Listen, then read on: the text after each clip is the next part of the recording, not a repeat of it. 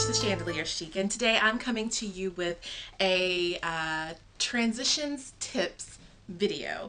I've had a lot of questions recently about how to transition, what's the best kind of method for transitioning, and I just kind of wanted to share some things that I learned during the three different times that I transitioned. And I also have a full video that shows my progress from first going natural in 2006 on up until now. So if you're interested in that video, I will link it down below.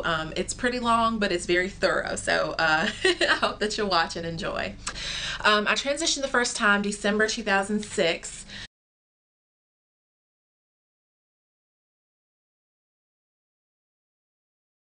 And then I cut off all of the relaxed hair April of 2007.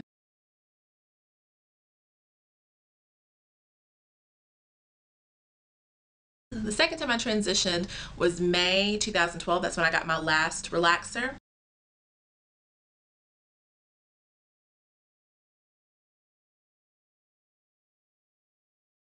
And then I cut off all of the relaxed hair in August of 2013.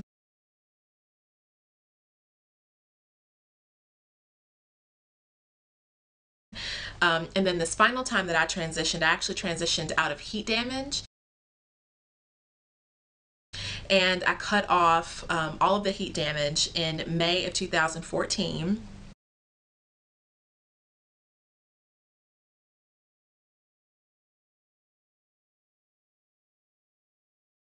And I'm successfully transitioned out. All curls. So there's just a couple tips for those people who are still transitioning. And it's funny because I run into so many naturals that I almost forget that there are still people who aren't natural. I'll get inbox questions or you know, friends who are still considering going natural, or people from Facebook or whatever, they'll ask me questions. So there's just a couple tips for those people who are still transitioning. So my number one tip, get your mind right. Get your mind right in reference to your texture, your hair's density, and then also styling options. When I first went natural, I didn't really know what to expect. I knew that I had thick hair because I didn't get my first relaxer until I was about 10, so I can remember my mom wrestling with my hair and, you know, washing it and keeping it braided and keeping it nice and neat. So I had an idea of what my density was like, but I had no idea what my texture was like. So the first time I went natural, I thought that I might have curlier hair, and then when I cut it all off, I didn't. And I wasn't, you know, disappointed or anything. I was just kind of like, oh, okay, this is hair. I was natural for 19 months, and because there was not this huge natural hair community where I could go and get information and learn how to style and care for my hair, I permed it after 19 months because I didn't know what to do with it. All I did was I would do like little twists. I would do 2-strand twists and rock a puff. That was all I knew how to do, and I got bored, understandably, and I got braids a couple times. But then the second time that I went natural, the natural hair movement was a lot larger, and so I had the ability to go out there and learn, you know, how to style my hair. So in terms of texture, don't get in your mind that you're going to have a certain texture, because I definitely think that your hair changes as you get older, as it gets longer. For the longest, I thought that I had heat damage in this region here and right here and right here. Like, I thought all that was heat damage because it was so loose. It's so much looser than the rest of my hair. When it's wet, it's almost completely straight, and it freaked me out. So I kept cutting my hair because I was expecting my texture to be like this all over. So, you know, yeah, don't do that to yourself. Just be open to accepting whatever texture that you get. You know, you may want a 3C texture and end up with something more like 4B, 4C. You may want something that's more like 4B, 4C, end up with something more in the 3 category. Just accept whatever you get, accept your density, the density of your hair, and accepting your density and your texture will help for you to understand what your styling options are.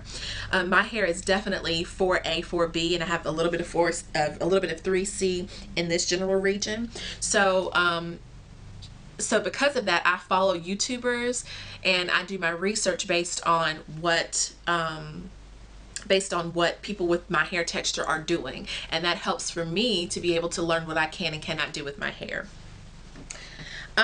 Second thing, refrain from heat. While transitioning, especially for the first time, it can be very difficult because straight hair is if you're like most women, like most black women in America, straight hair is the default. Straight hair is what you've known probably since you began doing your own hair, and it seems like it's easier. It seems like it's less maintenance, and so it's your safety net. Don't be afraid to fall into a new way of doing things. When heat is your safety net, when you're done, when you're just frustrated with your hair, you're just tired of dealing with it, you end up washing it, pressing it, and you end up with heat damage, and then your hair starts breaking, and then you lose your curl pattern, and then you're back to square one, having to transition out of heat damage, or you end up getting a relaxer because it seems like the easiest way to go.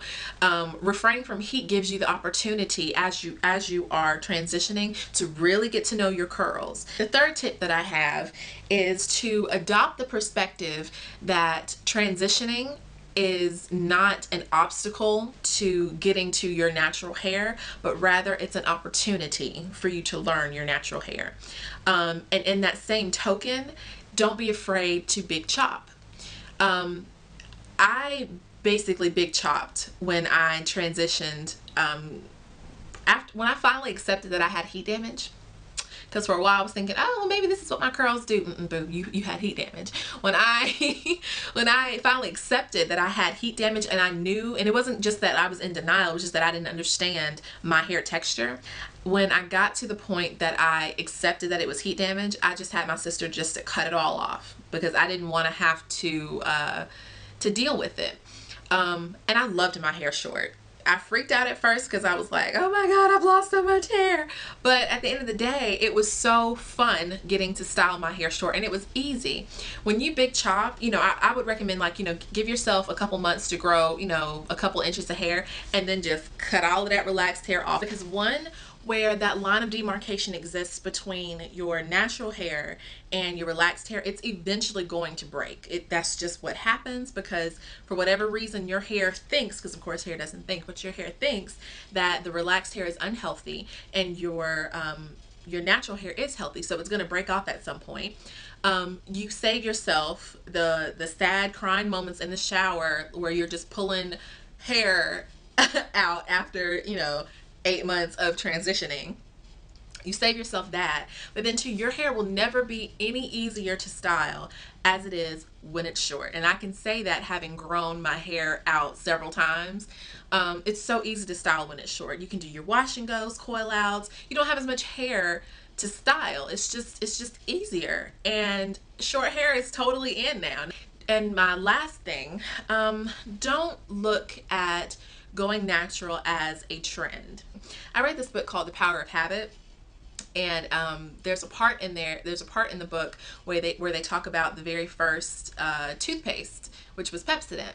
So the guy that was in charge of marketing Pepsodent said, okay, what our goal is to create a trend in which people feel like they need to brush their teeth every day. And the way that he did that was creating commercials and advertisements that promoted white teeth that did not have a film of plaque on there. And so as he promoted that as the aesthetic, people began to actually buy Pepsodent and brush their teeth every day. And so here we are 100 years later, and now all over the world, people are brushing their teeth. And in addition to just, the tasty, clean mouth, minty feel that was originally put into Pepsodent, now we've added sodium lauryl sulfate, which cleans the mouth, and of course fluoride, which supposedly strengthens your teeth. So, so in the sense that natural hair is a trend, that's not necessarily a bad thing, because brushing your teeth used to be a trend before it was actually healthy. But being able to kind of change the perspective in your mind of natural hair as a trend to a complete lifestyle change is helpful. It's a step in a different direction towards being healthier and toward accepting a part of yourself that you may have been uncomfortable accepting before. And so having that perspective allows for you to be more gracious with yourself and learning how to style and care for it, being patient in how other people may perceive your natural hair. Then lastly, learning to love and accept the way that you look with natural hair. Those are my main tips for going for transitioning and going natural. You know, again, if anybody has any questions, feel free to let me know, and check out my natural hair journey video, which I will have linked below. And until next time, I will see you guys later. Bye.